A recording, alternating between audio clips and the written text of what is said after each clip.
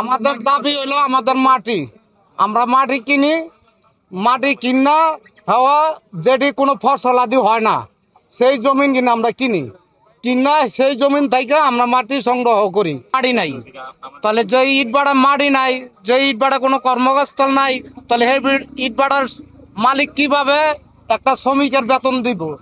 একটা ইট ভাড়ার মধ্যে 300 থেকে 400 লোক কাজ করে, তাহলে সেই ইট ভাড়ার মালিক কিভাবে সেই শ্রমিক বেতনটা দেওয়া দিব?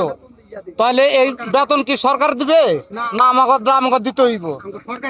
তাহলে আমরা ইট ভাড়া চালাইতেছি, সরকার ব্যাটেজ সম্পন্ন যা আছে কাগজপত্র সম্পন্ন সরকারের ব্যাটেজ দিয়ে এরপর আমরা ইট ভাড়া চালাইতেছি। তাহলে আমরা যে একটা ইয়ার মধ্যে পড়ে গেছি অনেক বর্তমানে মাটির জন্য আমাদের ইট ভাড়া সম্পূর্ণ বন্ধ হয়ে যেতেছে। এটার জন্য আপনাদের সরকারের কাছে, জনগণের কাছে আমাদের আবেদন, আমাদের খোলা যেভাবে চলতে হইব। পাঞ্জাবের জগতে একটি বিশ্বস্ত নাম শাবাব এথনিক ওয়্যার। তাহলে বর্তমানে এমপি আইসা সেই মাটির কাটমুট সম্পন্ন বন্ধ করে দিচ্ছে। বন্ধ করতে আমাকে ইট ভাড়া বর্তমানে বন্ধ। বর্তমানে না আব্দুল্লাহ শেখ আব্দুল্লাহ বিএমপির শেখ আব্দুল্লাহ এমপি। মূল দাবি হলো আমাকে মাটির দরকার।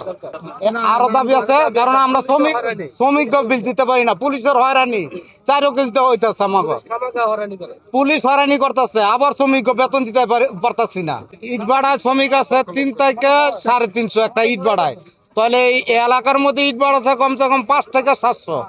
তো 700 ইট ভাড়ার মধ্যে 300 করে 350 করে লোক ধরেন, কত হাজার লোক হইতে পারে?